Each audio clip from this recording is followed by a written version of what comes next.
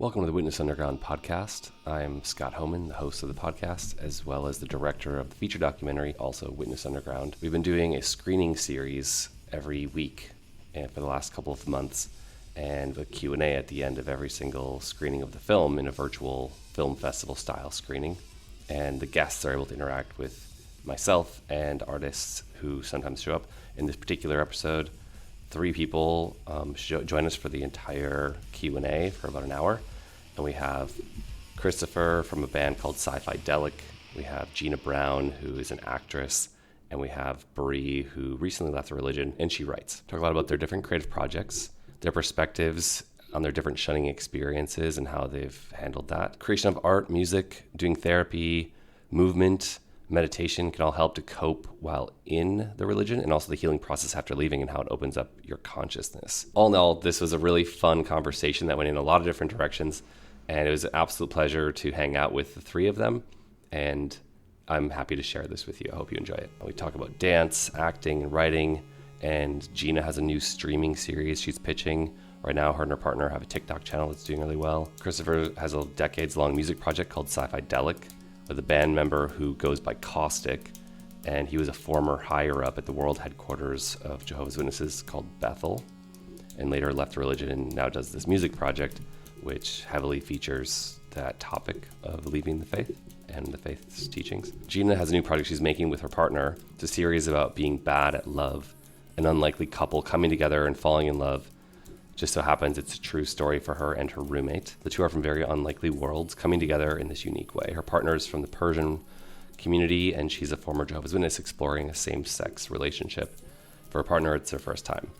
They're getting very big on TikTok. Gina was traumatized by an elder at her father's funeral. At that important event, they tried to coerce her to believe in their faith and to return to their religion. She's planning to interweave that into the script that they're developing to pitch as a TV series, as well as incorporating how her sister nearly died giving childbirth because of the blood transfusion ban that Jehovah's Witnesses have for all members. Bree's working on a book that is about empowering young women. When she was in the religion, she's go to this park to escape from whatever was going on, and discovered an interesting history of this place, and it inspired the story of this book. She talks a bunch about how she's planning to do this, she's restarting this book writing process, and how that also influenced her to finally leave the religion. We talk a little bit about different tools to help with past triggers, attachment issues, and different baggage, and what it takes to identify those things. We get into different interpretations of how the religion taught when the end of the world was going to come, and how we interpreted that and used that to figure out when the end of the world was going to come when we were in the religion, which is a pretty funny topic. Check out witnessunderground.com for way more videos and information like this if you like this episode. And please subscribe and follow on the different platforms that we're on, especially YouTube. It's important to subscribe there because that unlocks a lot of different things that we get to do, especially once we hit 1,000 subscribers. And it's been awesome to see that number growing in the last few months really fast. And I really appreciate everybody paying so much attention to the project. It's been really rewarding. And the one way you can watch Witness Underground right now is on Patreon, patreon.com/Witness Underground. There will be more other avenues coming soon, but that is the one way to directly support the project, directly support the artist grant. 20% of all the money that comes into the Patreon goes to an artist grant that the people in the movie and myself and a couple of others will help decide who gets the money, and then we'll follow that artist as they go create their art project and then have them on again when they've created the thing that they wanted to do. And we're really excited because a bunch of people have signed up, and if you are interested in that, go ahead and go to the website. There's a grant link at the top, and you can also apply for that money. And we're already raising money for round 2. So when the film is more publicly available is when we will give out the first grant, and then as more people join and the money grows, so we'll do another one. And I'm really excited about that. It's like a really fun part of the activism to kind of give back, not just extract money for a piece of art or activism, but also like create some new art and have that affect people, and people can enjoy, not only the artist going to enjoy that moment, but also like the people get to experience that art. And I'm really stoked to see how that all plays out. So thank you for supporting the project. We've had a huge flush of people coming in, and I've been loving getting on other people's podcasts and exposing people to this film who may not have heard of it before. And one more thing at the beginning of this episode is all 3 of them actually one more person, there's 4 people at the beginning, all give their review of the film, and it's very interesting to have completely different perspectives. Some of them were kind of born adjacent to the religion, some were deep in, some had a really hard time leaving and left really late, and another one never had any association with religion at all. But so a lot of different perspectives, even though there's only 4 people in the Q&A. And anyways, absolute joy. And we have another one coming from last week's series. So thank you so much for listening to the podcast, paying attention, subscribing on YouTube. We're also on Instagram, Twitter, and Facebook. Thanks again. Enjoy the episode. Yeah, great. Okay, I'm going to pull people up on the screen, and you don't have to turn your mic on. It's a small group, so we can be a little more freeform. Thank you so much for joining, and I would love to hear what you thought of the film.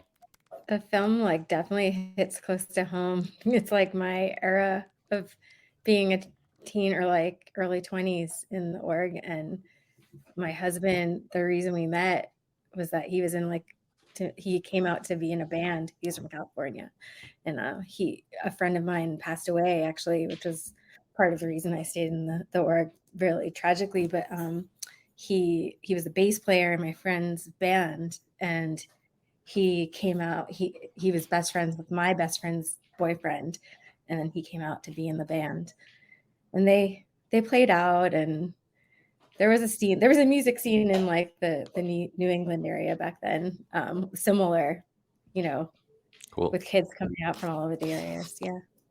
I would love to talk more about that as we get going through the conversation. But thank you. Yeah, I'm glad it hits home. That's part of the reason I wanted to make it, because it wasn't just me that had this kind of experience. This whole community, I found this whole community that the film is about, and yeah, wanted to show something that was very real to me.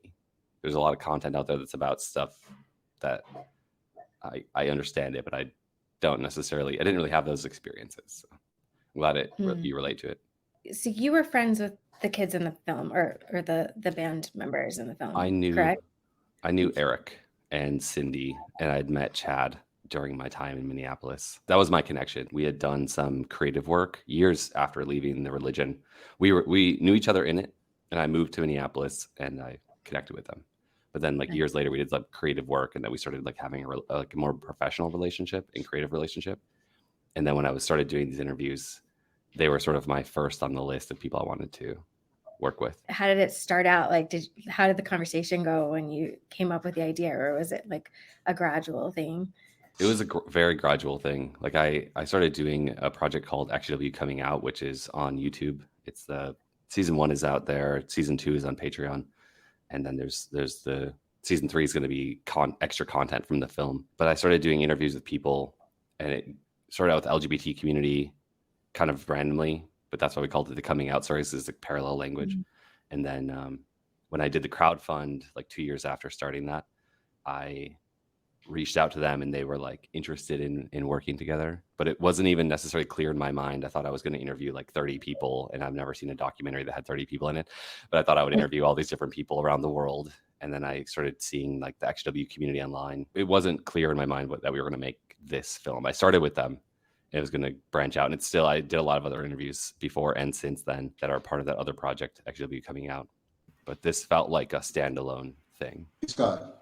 Yeah, hi Chris. I was wondering who you made the film for. I just wanted to say, awesome job. It was awesome, Scott. I loved it. Every single bit of this film was amazing, and I look forward to what happens to it in the future, because you, my friend, have got an awesome thing going here, and I hope that it gets big. Thank you. I really appreciate that. That means a lot. That's high praise. Yeah, certainly. I gotta go, but I just wanted to say that it was awesome. Thank you, Brandon. I really appreciate that. We'll be in touch. Brandon's one of our patrons on the Patreon channel, and really nice to see you, Brandon. Hi, Gina. I had a question for you. Yeah, please. Can you hear me? Yeah.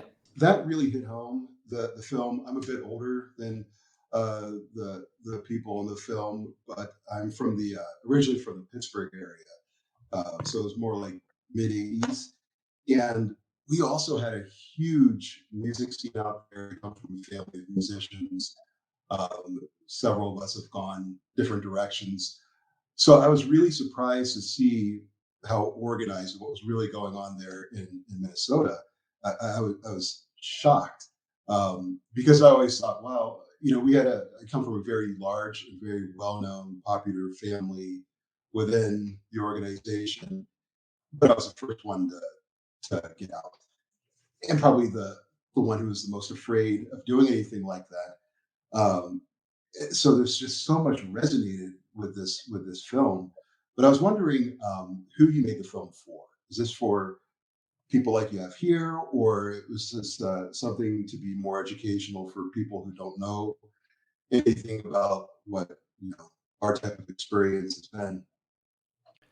I'll do my best to answer that, but I'd love to have you tell me what you think as well after I give my spiel. It's a great question, and it was an important decision to make early on.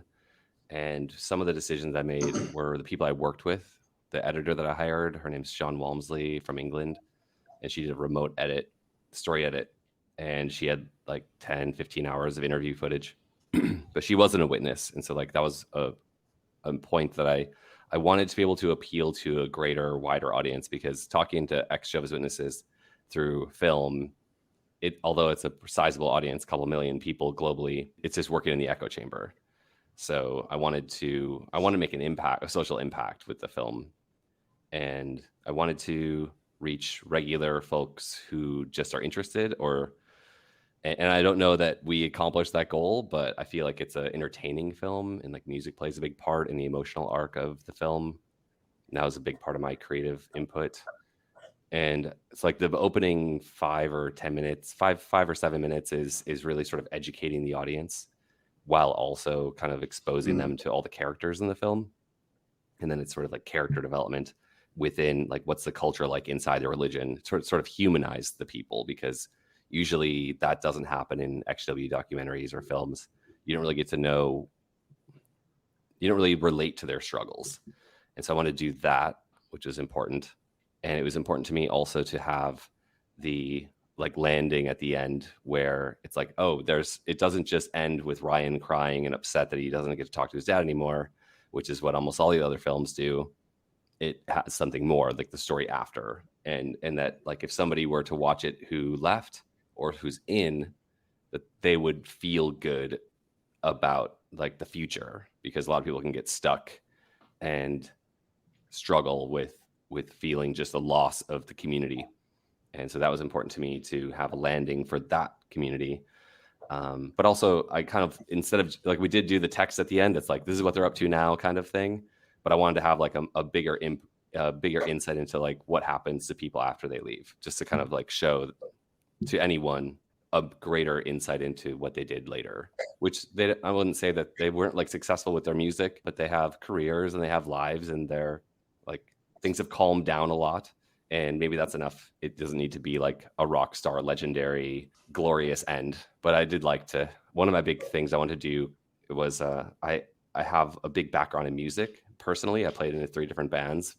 Before kind of taking the religion seriously, I had a band in the religion, and then I had a band after leaving.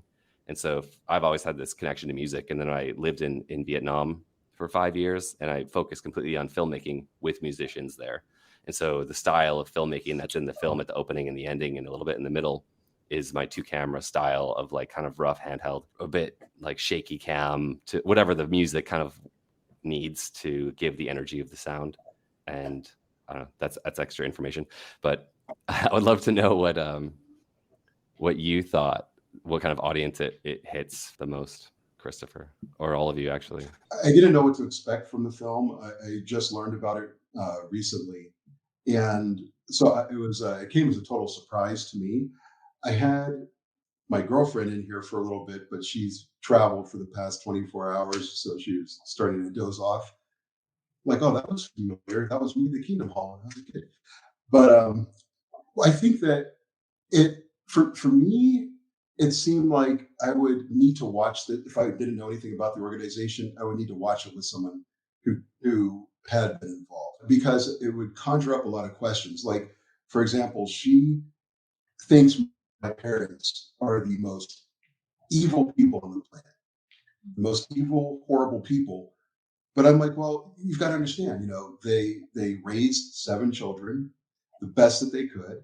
They are, after my dad retired, they became missionaries, and they I love what was brought up in the film, where it's like these people, they love us just in a very different way.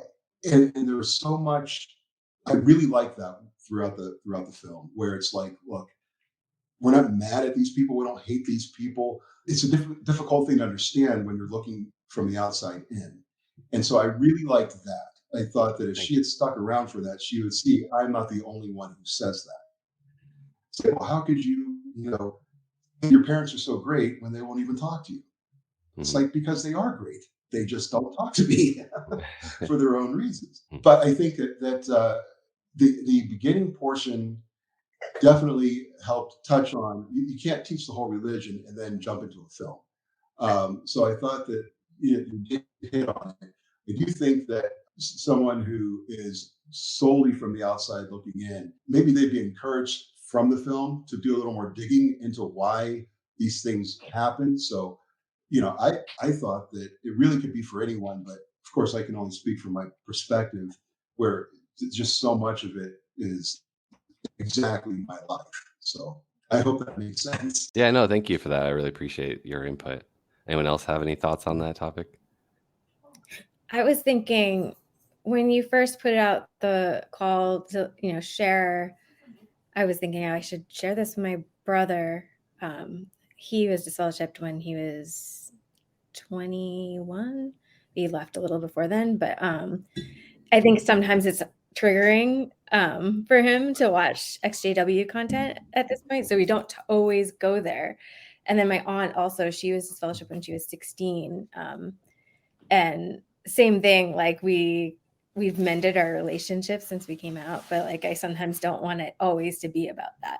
Whereas I have friends that either supported us through our transition out of the org, or that didn't know like what we were going through when we were in the org, and people I've met since we've moved out to California. I'm like, they're witness adjacent, like they know the stories, and this would like really help them to kind of contextualize things. And I think that's like a big audience. It almost seems like you're mentioning the education audience. Like it's an education film that could give an insight to a culture, like cultural anthropology, or maybe even mental health side.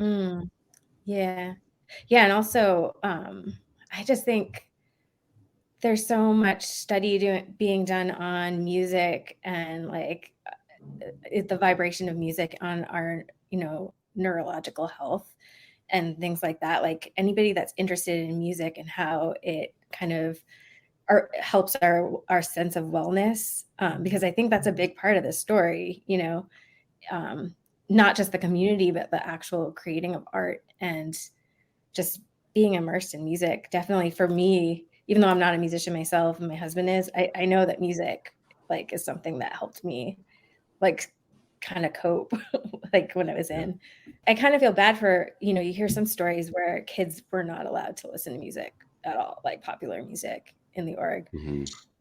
That wasn't the case. My parents were kind of really loosey-goosey with it. One of the big points in the film, or big, I guess, factors of the podcast, now that the film is out, the film and the podcast, is that music, or even self-expression of any kind through any kind of creative outlet, it could be knitting or drawing or writing or anything, painting, can have a huge mental health impact for the positive. And how I often pitch the film is it's something like self-expression leads to freedom of thought, which then leads to taking action to help your life. I think I personally haven't done research on that. I just have that notion. And that was true for me. I think like I was playing like rock and then like more punk rock, and that kind of music exposed me to lots of new ideas when I was younger, as a teenager in early 20s. And I think I got a lot of my life philosophy from those music scenes and the lyrics that were coming from it that was outside of the realm of the witness literature and culture, that really helped me like see things from a different perspective. And even just listening to music could be powerful. Yeah. I mean, for me, it was, I think I mentioned it on Patreon, like I gave myself permission to dive into my art again. And then it's really interesting to look back like on what I was working through now. And I think somebody looking from the outside looking in, like they might have looked for patterns and were like, oh, she was out way longer, like way before, she admitted to it. Mm-hmm. So I think that's an interesting thing to explore, like music and art, like how it opens up our consciousness, I guess. Yeah, that's a great way to put it. Gina, do you have any thoughts? Yeah, really well done, Scott. Oh my gosh, I was like transported, seriously. Also, like I know Eric. Like Oh, I wow. was at that convention in Rochester. That's Oh, why I live wow. in Rochester, Minnesota. So Bree and Christopher, hi. I live in California now, but I'm from Minnesota. And so like I knew Chloe. My sister had that Oh, wow. CD. That's I amazing. recognize that song, and I'm just like, this is the odds of like us connecting is just so bizarre and amazing at the same time. Yeah. So thank you for inviting me. I loved the film. I thought it was a amazing storytelling of like, somebody who like the creative artists who are like stifled and they aren't allowed self-expression, and then they get in this band and there's that fine line between like, is it worldly or is it witness enough, and like you're walking that invisible line and everyone's eyes are on you. I was one of those bad association spoils useful habit girls who I never believed in the religion myself. And so it really hit home for me when Cindy was talking about the elders meetings, and she was talking about like the experiences she had, and she had to tell all these men, and it was like it was bringing me back. So I definitely feel this film really can resonate for witnesses who like want to like get out of the religion. My girlfriend was kind of in and out, and she was catching some things, but she said to me, she was like, yeah, I think if I didn't have these conversations with you, I might not know what the truth is or what elders are, and it's like, because I've had these conversations with her, she was able to like follow. But overall, I loved also the message of hope at the end. I think that was a great way to end it, especially through the loss of the brother, and just like, oh, that was so gut-wrenching. And he found his own Bible. It was like the hero's journey. So you were really able to follow like that awesome storytelling arc. I did kind of disagree with Christopher in the sense that like I am not about like these are just nice people. Like I'm not trying to put words in your mouth. I'm sorry, but just kind of like my viewpoint and my experience is like a bit more skewed. So I'm coming from like, out your poor experiences, out the times you were abused, out the times that they hid stuff that they shouldn't, tell the actual truth. And I think your film did exactly that. And so I'm all for like speaking your honest like path. And yeah, I just loved it. So thank you. I'm going to invite my sister to the next one. Hopefully she can make it, because she also knows Eric, and that whole group was like her friend group, which is crazy. So anyway. Wow, yeah, that's special. Yeah. Small world. One of the fires under my ass to make this film was activism. Like I probably, like all of us, suffer. Christopher, you mentioned that your parents would talk to you, like that's a form of emotional abuse, the shunning that the religion enforces or coerces. Like your parents probably don't want to do it, but they have to do it. And there's like, they're being coerced and manipulated to do that. And that for me was really painful. I'm happy that Ryan's story paralleled mine so much. Like I'm not in the film. I have a couple words. I have a couple little cameos in there, visually and audio, but I didn't really want to make a film about myself. So there was a nice separation, but I was so happy that it paralleled my story. And I guess like anyone's would, but Ryan's is special in that there's so many losses all at once: loss of innocence, loss of family, loss of his brother, loss of his father, loss of community. And on some level, we all experience at least some of those. And that's like the real crux of the film in terms of the impact I'm hoping to have, that people realize that the religion it's dangerous and disruptive to society in general. And they're not just a benign group of well-meaning Christians. They're actually doing a lot of harm to society. And you should consider that when you see them and you talk to them. Like the individuals might not be acting like they're doing the best they can with the information they have, but like they're victims actually. And we are, because we're being shunned, but like they are because they're being manipulated and like they're giving up their life. And maybe they're even more victims because of like they're still controlled. Well, like, Scott, that's one of the things I really liked about the film too, and I didn't want to come off as saying, they're just like good people that are just little misguided. I mean, don't get me wrong, Gina, I'm pissed. You know, like a couple of days after I had gotten disfellowshipped, and I wanted to talk to my younger brother, who moved around a lot. So I called my older brother to see if he could give me his phone number. And the last thing I ever heard from him is, "Yeah, I'll give you his number, but we can't talk again." I'm like, "Whoa!" He gave me his number, and that was in 1995. He gave you his number last century. Beautiful baritone voice. Yes. You know, and but even the thing that happened to him with the funeral, that happened to me. Happened to me, and it wasn't even. That was when my grandmother died, and she was Catholic. That was my dad's mom. She had nothing to do with the witnesses. Didn't really like it, but yeah, I was asked. I was at the funeral, but I couldn't come to the to the wake afterwards or anything like that. Like you couldn't be there because like waited to the last moment because they are there because there's a bunch of other witnesses came. Yes, and so my dad arranged for a limo to pick me up and take me wherever, just not there. I'm like, I'm from out of town right now. So my younger brother actually went with me. He's like, "That's ridiculous. Let's go." So there, I mean, that scene that happened to him, that's why it just resonates so well. And I don't think it's like an echo chamber at all. I've seen other things where it's like, about the witnesses or about the, Mormons or whatever. And it just kind of becomes redundant. And some of the stuff is just like, with this, it was so real. Like, these are real people. And especially, I'm also a musician. As artists, life is hard enough anyway. We're not, we're an odd bunch. And so then when you're in that kind of a situation, and you really showed that, like they're your typical artists, who actually had, a pretty cool thing going over there, being able to put on the shows and have a band and do all of that. But then also being in touch with reality and being able to stand up and be strong. The thing I liked about the ending was that it reminded me a little bit of like when you would watch a documentary about, maybe somebody lost their family in some sort of murder spree or something like that. And you think to yourself, how on earth can they even like get up in the morning, let alone be on a film and talk about it? Mm-hmm. So that always kind of like, I'm just like shocked by that kind of strength. It's real similar to what these people went through, and then yet at the end you see, hey, they're playing music again. They have their jobs. They're functioning perfectly fine. They didn't let this kill them, and I really appreciated seeing that.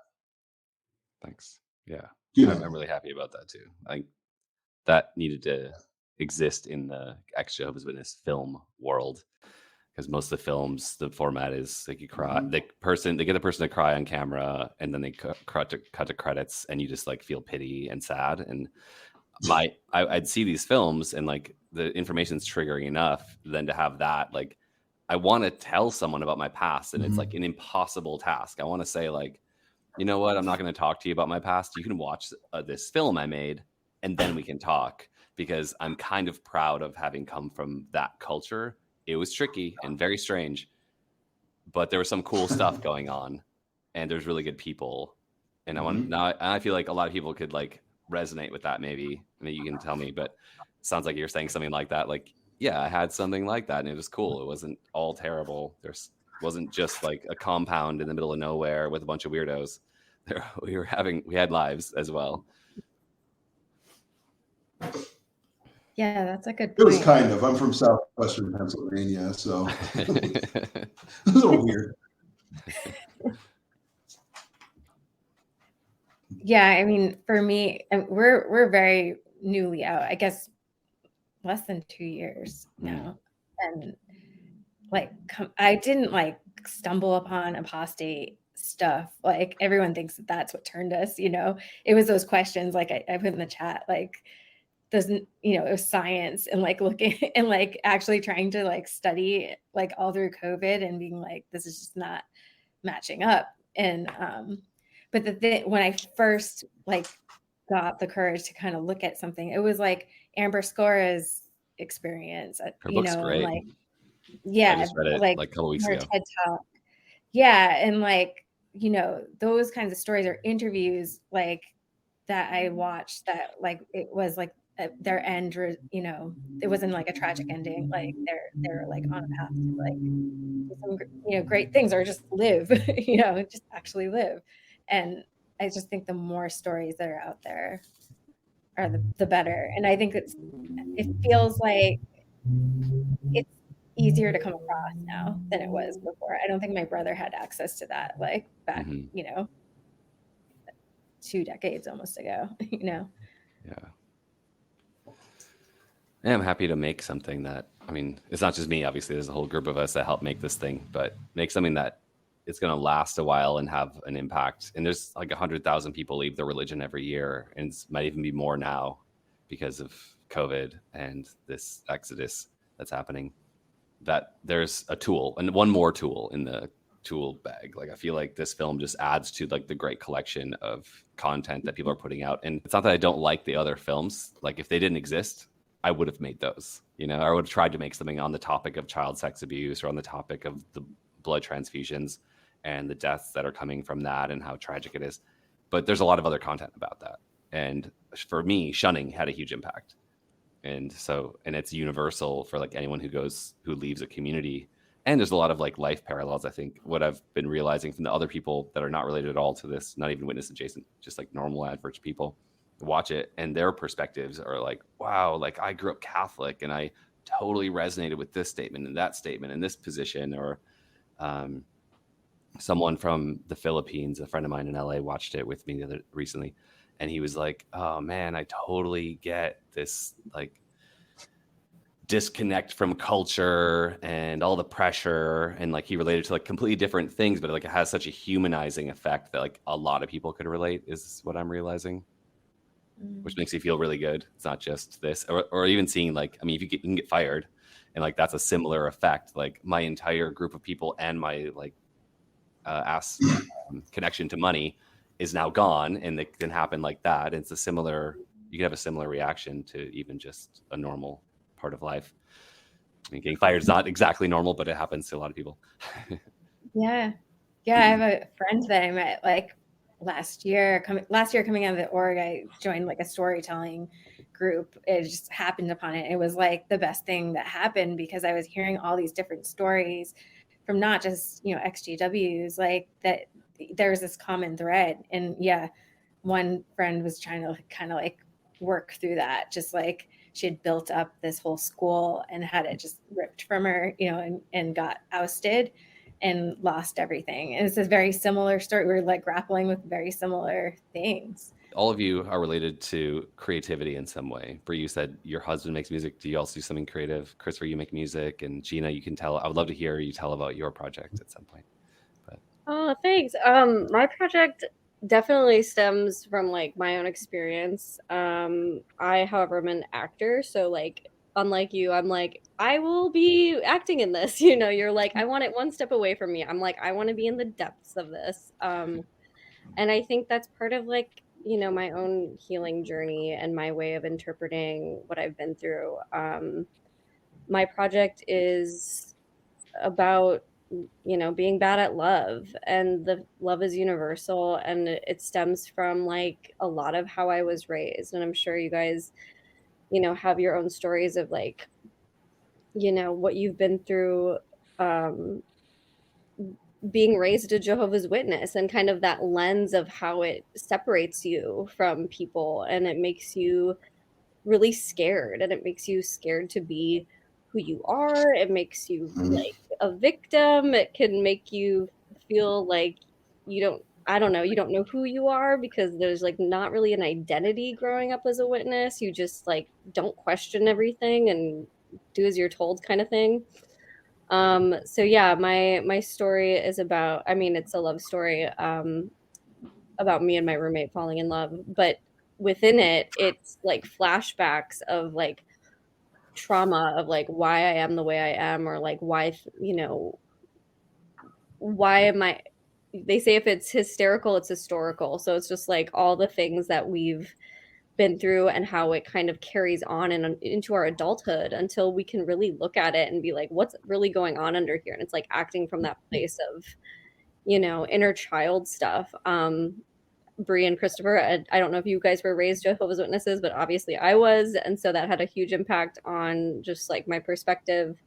And so my whole thing is I do want to continue. I want to kind of lift the veil on the mystery that is Jehovah's Witnesses in a sense through storytelling. And, you know, my sister almost died giving birth to my nephew because she refused a blood transfusion. She was on her deathbed. She's a miracle. She's alive. Like that's going to be interwoven probably in the storyline. My dad passed away, who was a witness, suddenly. And during the funeral, just like in your movie, Scott, like we were in the front row and the elder was like, and I want to invite Rick Brown's girls back into the Kingdom Hall. And like it was now about us coming back to the religion when it was supposed to be about my dad passing away. And like it was just so traumatizing that I can't not put it through and like talk about it and just like express it, because if I've been in so much pain for so long because of this organization that like this is my, you know, this is my music or my painting, you know, but it's through acting. So that's kind of like what me and my girlfriend are developing at this point.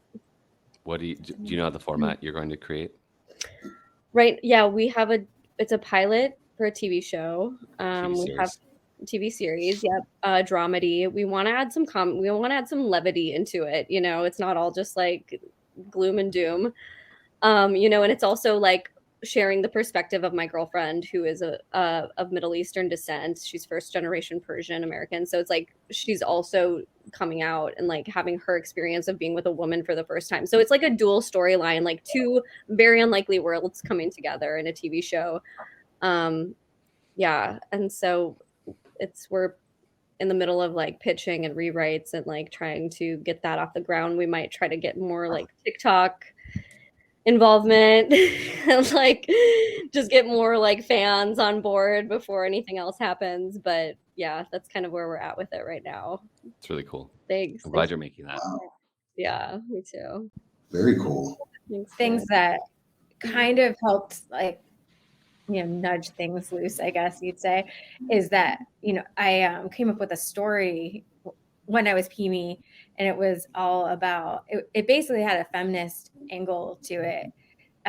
It was about this woman who designed, she was a landscape artist or landscape architect actually for this. It was a state park that I used to go through all the time as a kid. It was kind of like my place to kind of escape. It's down the street from us, but it was an old estate. And during COVID, I was like walking through there a lot. And then I noticed this plaque, and it's told like the story about this landscape architect named Martha Brooks Hutchinson, who went to MIT like at the turn of the century, and she's hired on to like design these gardens and everything. And I was like, what if you were a little girl, like, and your dad was a gardener and you were like really interested in STEM, or, you know, what would it be like to like meet someone like that in a time where, you know, women weren't really hired for those type of things. And I kind of like started outlining a story, and then I was like, yeah, but if I write the story, it's gonna, you know, I'm gonna have some shade thrown at me. Like the elders aren't gonna like this because it's about women, you know, empowering young girls. And I was kind of like, fuck it, like I don't care, like I'm gonna write the story. And that was sort of, I mean, it was about a year after that I like completely woke up, but it's, I don't know, it is empowering. That's sort of something I put on like the shelf, but I'm like kind of picking it up now and hoping that, I don't know, we'll see where it comes. It'll be like cathartic to actually write it and put it out there into the world. And if for some reason it, you know, gets picked up, then I can tell my story through that. So this is a script or a book? Mm-hmm. A book. A book. Yeah. Okay. There's an Although XCW writers. Sorry, go ahead. There's an XCW writers group on Facebook. You might want to join. There's like 100 authors in it. Oh, cool.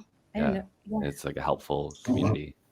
Well, I imagine Nice. it's a helpful community. I actually Yeah. don't participate, but I also want to write a book. I started writing a book in December, and I was also reading Polysecure. I'm going to out myself as being interested in polyamory, but I am not practicing that at the moment, but I'm very curious about it. And the book is about attachment and trauma and polyamory. And it was recommended by my first therapist, and it's a fabulous book, like super well written and researched. And so I was writing my first book, like I thought I was writing my first book, and while I was reading this other book, and I was like, how do I describe my parents? And I was like, a couple sentences in, like, deeply dysfunctional. And I was like, fuck. My parents were dysfunctional. Maybe that's where my trauma comes from. Maybe it's not even the religion. Maybe it's like my parents had their own issues. I need to like unravel that. So like I just dropped it. I was like 3 paragraphs in. I was like having like a anxiety attack.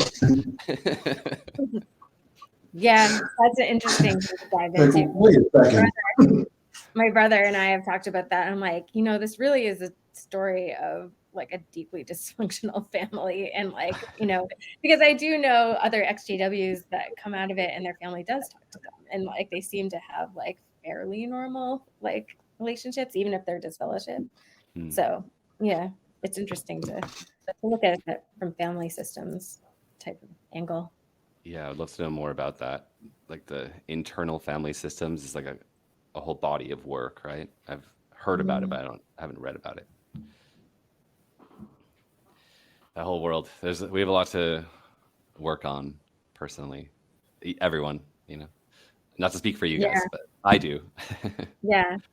That inner child stuff came up definitely this Mother's Day. I don't know if that was true for any of you, but just like Mother's Day, Father's Day are like really bad, bad days for me. Even though I am a mom, I was just like, I can't enjoy this till I have a cry and work through stuff and journal, and then it was fine.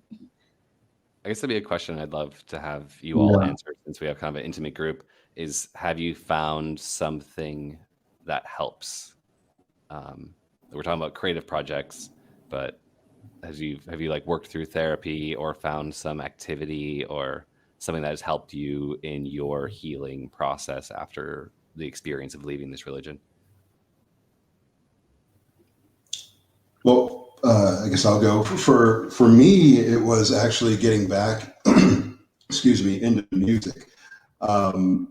So I mentioned I came from a big family. I was the third oldest of 7 kids. I was adopted. And so I was the only one in my family who was adopted. And so that comes with its own humongous suitcase of just weird baggage.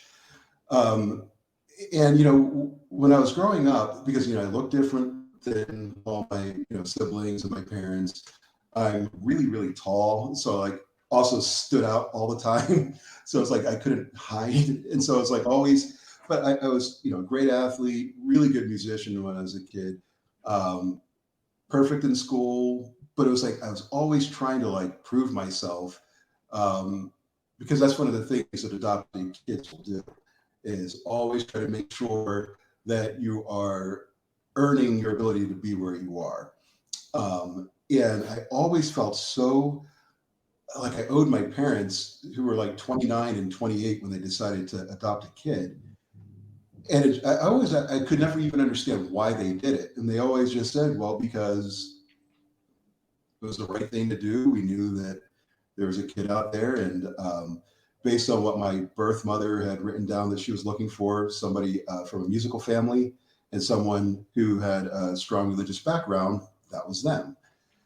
And so I tried so hard when I was growing up to meet these expectations. And they did do a good, that family dynamic for us was actually surprisingly good with all of us siblings. We were, my brothers and I and one of my sisters were always really into music. My parents encouraged that.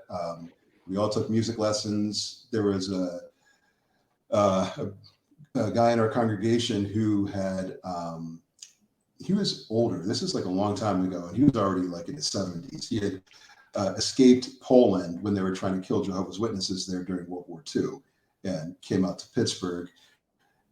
He was the president of Duquesne University Music, and I had 2 weekly music lessons with him every week for years. And so we really studied music, got really deeply into it, and he was also a mentor. Come to find out, I'm like, why isn't he an elder? I was wondering this when I was like in my middle teens. So we talked about everything. Sometimes our music lesson was just talking because I always just doubted everything, even though I tried to pretend like I was in it, really into it. And he said, I asked him, and he's like, he's like, that's a good question. And I'll tell you, he's like, for me to be an elder and to feel good about this, I need to believe everything that I'm teaching. Just like when you play a song, you can tell if the person's just playing it or if they're really feeling it and really believing it. You can play the song and get an applause and go home and having done your job. But did the people really feel that? Do they remember the sounds or are they walking away with a feeling? He's like, if you can't do that, you'll never be a great musician. If you can't do that as a JW, you shouldn't be an elder. And I sat there, I'm like, you just gave me a lot.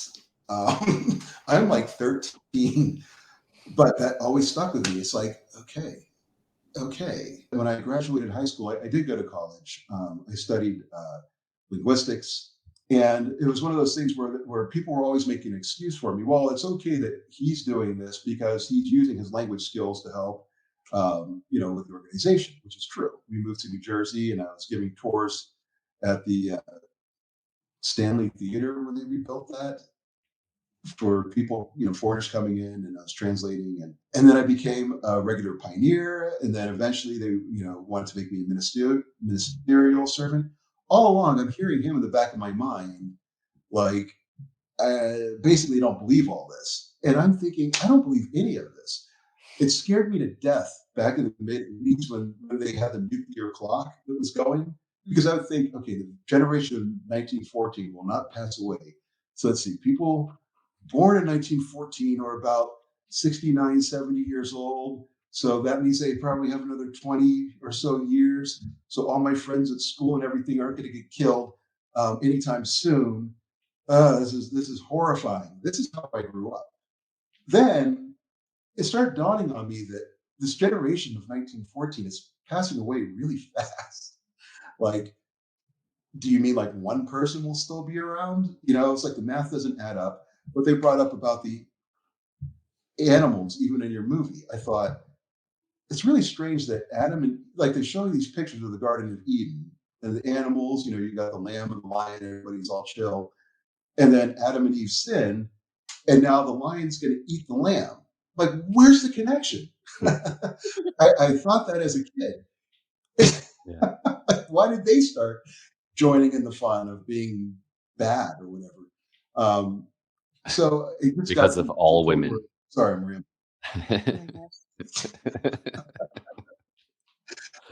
Truth. Yeah. But no, I eventually just like anymore. I really should be not faking through this. And so I, talked to the elders and did the same kind of thing. And what's gotten me through this, to answer your original question, is getting back into music. That's really where my heart has always been. I moved out here to Colorado.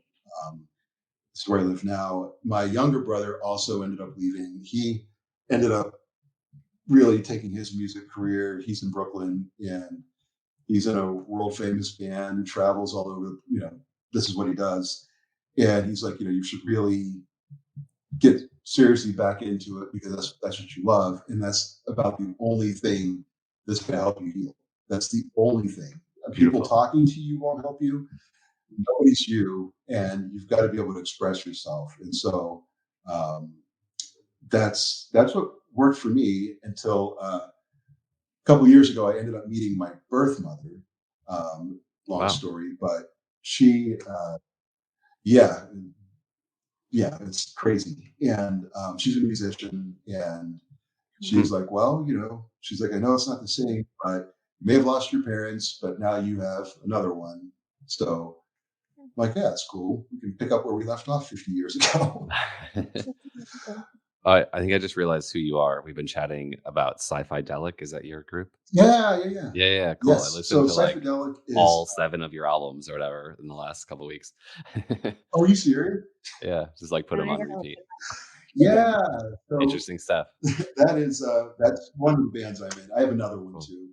Scifidelic, the guy Caustic, which he changed his name to after he left the organization. This guy was like one of the higher ups in Bethel, and ended up leaving eventually and started this band about 20 years ago. I joined it about 9 years ago. Caustic. And it's all, if you get a chance to listen, you listen to the music, you can, I'm sure, hear all the messages in it. Okay, cool. It is. I love that when people tie in their actual leading experience to the music, to the lyrics. It's really interesting. It's not. Yes. He's not the only one. Yes. I found like 20 different bands that are doing something like that. So, anyways, sorry for rambling on so long. Oh no, your stories. Yeah, I'm sure we could do a podcast episode. Yeah, art and therapy, meditation, like all of it.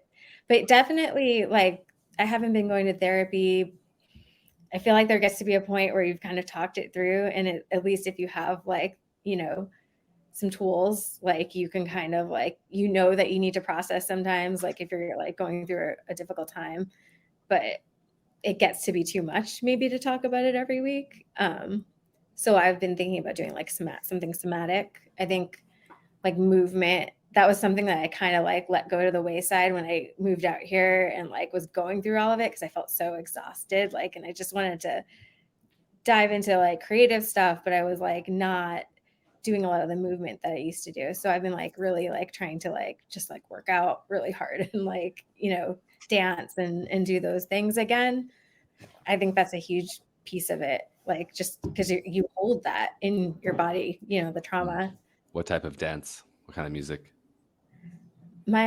Whatever I'm feeling. Like I'm not like a dancer. I mean, I have, took some dance lessons, but it's just like whatever I'm feeling, just like moving to the music and like whatever. It's just for me. Like, gotcha. Yeah. I've heard that a lot about holding trauma in parts of your body or like feeling something in a part of your body. Could you describe like what that's like and like what dance does to that or something? Probably badly, but like you do physically hold that trauma like in different parts of your body, and like it's energy, like, and it's something that you have to work through. So, if you're feeling like you're like stuck or, you're going through like, some deep sadness over something and you feel triggered, a lot of times you just need to like move it out of you, like, and I think the combination of music and dance is such a great thing, or running or whatever. Like, I have my playlist. Everyone has their playlist of songs that like kind of like sustain them, like just getting that on. And like, I find that to be like the most therapeutic thing. Like, and not being afraid to like cry. Like I know, I don't know about all of you, but like my parents were like, stop crying. Like you're too sensitive. Like it was considered like not good. And like, you almost like panic if you like, I'm like, I just need to cry it out. But that's like a good thing. Like it's a release. I think one of the things I've realized looking into my past, I've always said, oh, I had a great childhood, or like said really positive things. That's like one of the like first bullet point in like the attachment, avoidant, insecure attachment, and like saying positive things about your past, like just blanket, it was all good. And then you realize you're going through something. Like I went through something and I was like, well, why am I feeling this trigger? And I was like, well, I would get sometimes be like consoled and sometimes punished for expressing emotions and sent to my room. And I was like, I read like hundreds of books while I was grounded, and like, why was I grounded? I don't think I was a particularly bad kid. And then, well, maybe, parents had 5 kids and they were definitely dysfunctional. And they probably joined a cult because it was like added order to their lives. And it was like they found a community that worked for their dysfunction and brought them some kind of calmness. They just happened to raise kids and not really think about it and not really understand what it's like to be raised around something like an organization like that. It's like I've kind of reframed it like my parents joined a cult. I didn't. You know, like it was their choice and I didn't agree with it. And when you're a teenager or 20, you're like, I want to do something else. That's like the most normal coming of age thing ever. You don't want to do what your parents chose to do. But now looking back, it's like, yeah, I mean, they weren't perfect. I think they did what they could with what the tools they had and their emotional states as they were. But I also have like emotional baggage and I need to like figure that out. And like, I like looking back in the past and trying to like, right now I'm like actively recently like trying to figure out why I react to certain situations the way I do. Because I can like, my mind will start reeling on like this person and like put labels on it. But like that person isn't thinking about this thing that I'm like reacting emotionally to. For them, it's just like some brief moment in time that they like that part of their brain erased and they're using those brain cells for something else. But for me, it's like I'm reeling, like trying to label them with something and like, why are they such a bad person? But I'm just having an emotional reaction to a trigger. And I don't even know what it is and like where it came from. And it's like, I need like the tools to like unwind that. And I'm not the only one.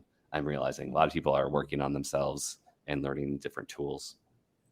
I'm super curious about how it all works. It's very complex. It takes a lot of quiet and like it takes a lot of work to be able to like dive into that stuff. And I think, you know, not everyone has that time, you know? I'm gonna say that that baggage, it's really hard to know that it's even there.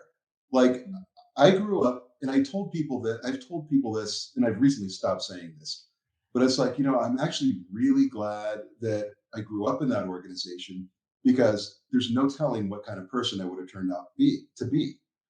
And I've had my friends be like, what are you talking about? I'm like, no, I'm a good guy now, but I wasn't a good kid. I was terrible. And I could have gone in so many different directions. So that gave me a way to focus on being good and doing the right thing. And my friends are all like, well, what on earth kind of thing would you have been doing? Like killing small animals or what?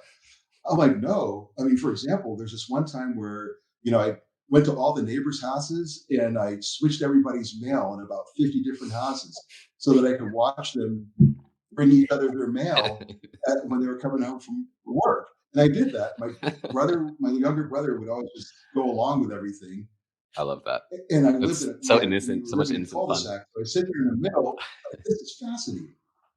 Well, that's what my friends would do. They'd laugh. They're like, that's the kind of stuff. I'm like, yeah. So then, you know, that kept me. They're like, are you crazy? You're being a kid. I mean, yes, a very imaginative kid. I did stuff like that all the time.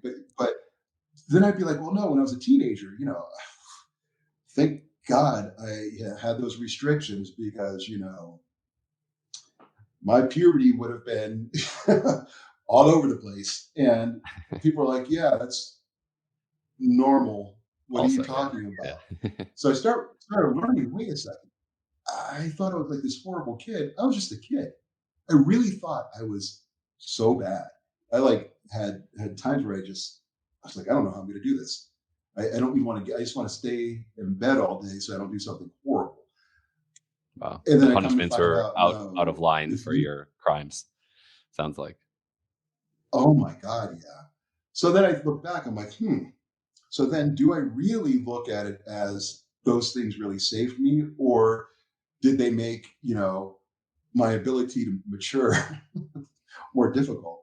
You know, it's like I'm 50 now and I'm finally catching on to things. It's like, oh, yeah, it like only sunk in recently that, wait a second, we're all probably going to die. You don't understand. I forever thought that this probably wouldn't happen, to the point of if I think that Armageddon is about to come, then I'll jump back on board real quick.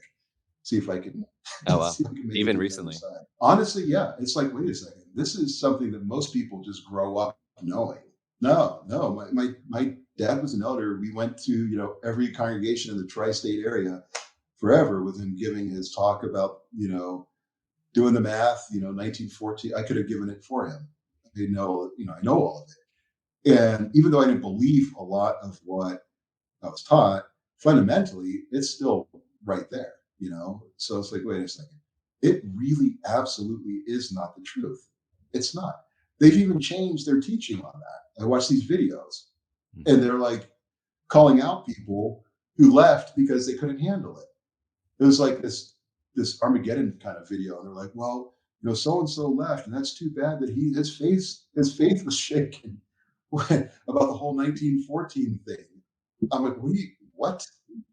Yeah. I had a different math. The math that I was given was it's not that you're born in 1914, it's that you had to understand the significance of 1914. So you had to kind of been an adult already and understood and been taught how important that coming date was, and then had seen like a bunch of people gathering in a stadium that year, and that was like God's fulfilling prophecy or something. And then those people would be the ones that would have to still be alive. So add a couple decades to the number. And then I was doing math on like, if people are drinking the wine at the celebration of Jesus's murder, that like that number every year was reported, and like as a number every year it went down, like those people were dying, but they were like, this number is significant, and the closer it gets to zero, the closer we are to the end. And I was like, okay, well, if I did like, not statistical math, but like, I don't know, like I didn't know what I was doing with math, but I was like, well, it was like 14,000 at this time, and then it was like 10,000, and it was 8,000, it was 6,000, and it was 5,000. And I was like, at this rate, the way it's dropping, like the end of the world's in 1996, and I only have like 3 years. Right. And like that amount of time in the forward is like as far future as that they can see. And then all of a sudden it jetted back up. Like yeah, was that was like a 20,000. That was like a month before I woke up, even though it's like it's a process, but we had our memorial. My parents came over.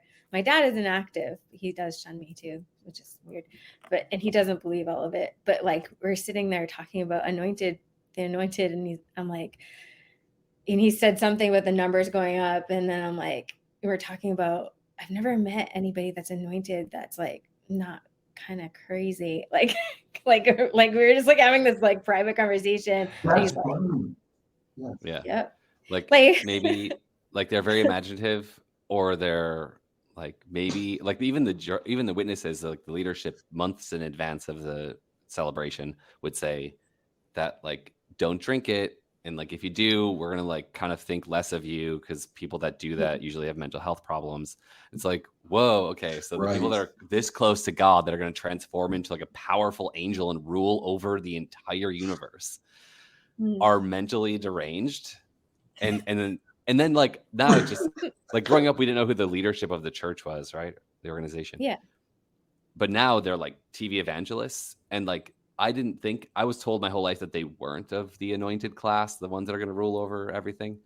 And now they all are, like, and that was like a surprise to me. Like years after leaving, I didn't know that they were associated with that group. I thought that was just like, I don't know. I was confused apparently, because everyone else seemed to have known that, but I didn't know anything. That's really funny.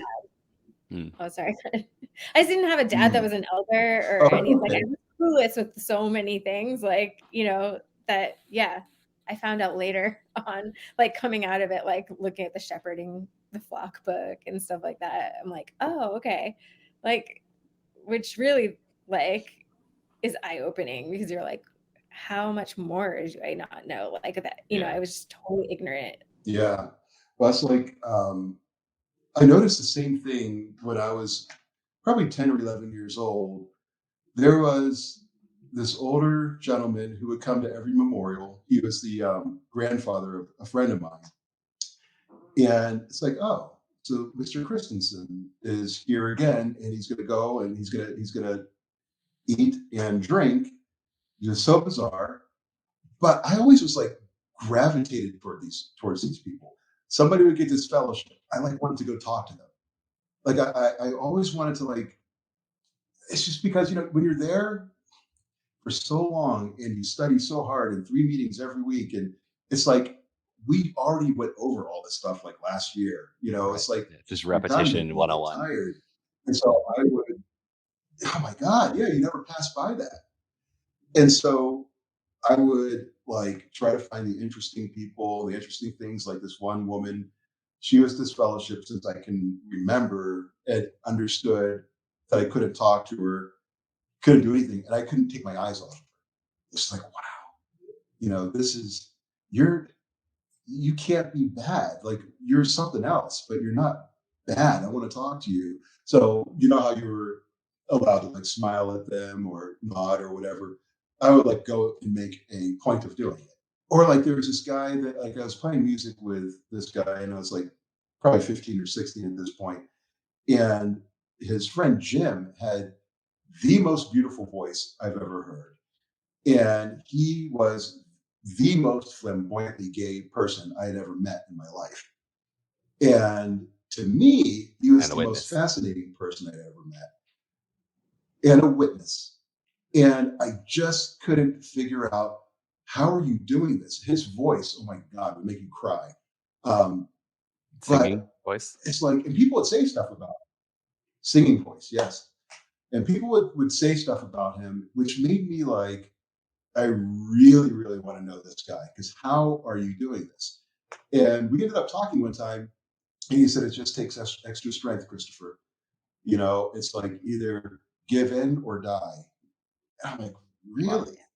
So you sing like an angel, and then the rest of your life, you are just sequestering.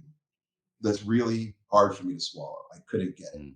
I don't know where he is now, but it's just like, I always wondered, how is it that there's these other people who are surviving perfectly well in the religion, being disfellowship.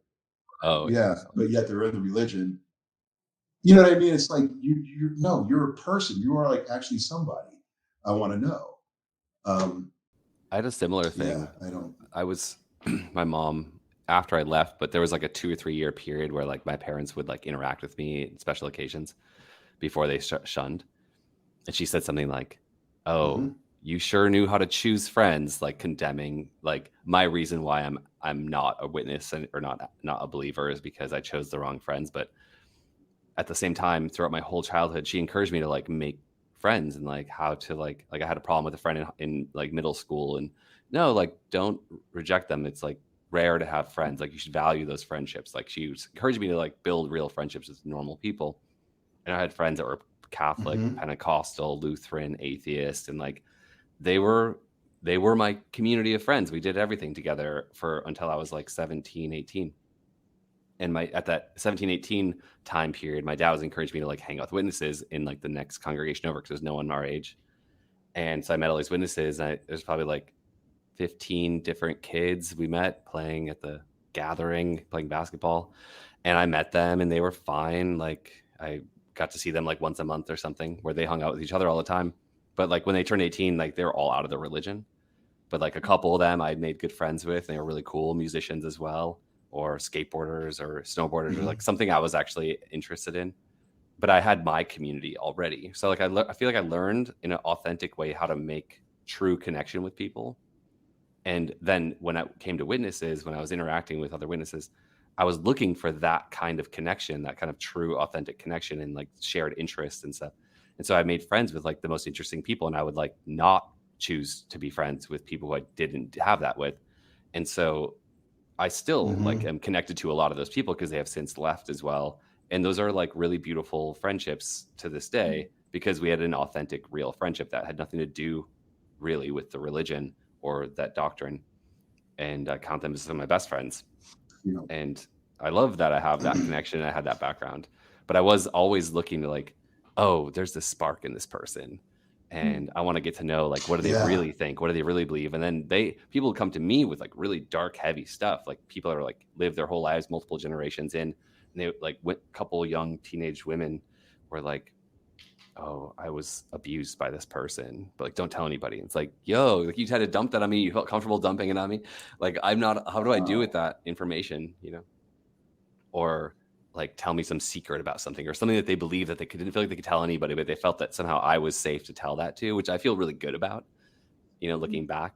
But it's also a crazy thing to know that like this information, if I were to do the right thing according to their rules, would be to tell on them but I held it and like didn't turn them in for their apostasy or their free thinking or whatever that they're not supposed to do, independent thinking. But yeah, true connection and authenticity like has always been a big part of my life. And there were really great individuals that were brilliant, but they were trapped, and I was too, in a way, like in this weird space where like, okay, we'll talk about this, let's talk about this thing when no one's around. Like, cool, we have that like special relationship and bond. Right. So that's just like Caustic from Scifidelic. He's probably about 6 or 7 years older than me. Now he says he's 7,000 years old, but that's a whole other story. I want to know more about this guy who's 7,000-year-old past lives. He will tell you. He's really kind of sarcastic, kind of believes, but he would come up to me like he was from West Virginia, so I wouldn't see him that often. Lived in Pennsylvania, pretty close to there, but he was a good several years older than myself. But I would see him at assemblies, and every single day, especially, I don't know how they are now, but these could be 4-day events, and he would always find me, and always had this little smirk on his face, and he'd like walk up to me, and he would ask me a question that would be so off the wall, but questioning like what they were just talking about. He's like, hey. And then he would like ask me something like, say, about, the animals like turning on each other after Adam and Eve sinned. Why would they do that? And then he'd like walk away. Mm-hmm. And it always stuck with me. It's like, okay, then I see him coming. I'm like, oh my God, what's he going to say this time? And it would be something that's like, whoa, wow. I'm not going to ask anybody this because I might get in trouble for even asking, but that would stick in my mind. And we were just laughing about that the other day. I'm like, why were you coming up to me and doing that? He's like, because he's like, there's just something about you that was just like, you can handle it. We'd both walk away smiling, going back to doing our thing. Yeah, I have to get going. It was nice to meet you both. Yeah, thank you so much for coming. I really appreciate it. And I'll stop recording, but it was really a pleasure to meet both of you. Yeah. Likewise. Yeah. See ya. Take care. Check out witnessunderground.com for way more videos and information like this if you like this episode. And please subscribe and follow on the different platforms that we're on, especially YouTube. It's important to subscribe there. It's been awesome to see that number growing in the last few months really fast. And I really appreciate everybody paying so much attention to the project. It's been really rewarding. And the one way you can watch Witness Underground right now is on Patreon, patreon.com/Witness Underground. There will be more other avenues coming soon, but that is the one way to directly support the project, directly support the artist grant. 20% of all the money that comes into the Patreon goes to an artist grant that the people in the movie and myself and a couple of others will help decide who gets the money, and then we'll follow that artist as they go create their art project and then have them on again when they've created the thing that they wanted to do. And we're really excited because a bunch of people have signed up, and if you are interested in that, go ahead and go to the website. There's a grant link at the top, and you can also apply for that money. And we're already raising money for round 2. So when the film is more publicly available is when we will give out the first grant, and then as more people join and the money grows, so we'll do another one and another one. And I'm really excited about that. It's like a really fun part of the activism to kind of give back, not just extract money for a piece of art or activism, but also like create some new art and have that affect people, and people can enjoy, not only the artist's going to enjoy that moment, but also like the people get to experience that art. And I'm really stoked to see how that all plays out. So thank you for supporting the project. We've had a huge flush of people coming in, and I've been loving getting on other people's podcasts and exposing people to this film who may not have heard of it before. And anyways, absolute joy. And we have another one coming from last week's series. So thank you so much for listening to the podcast, paying attention, subscribing on YouTube,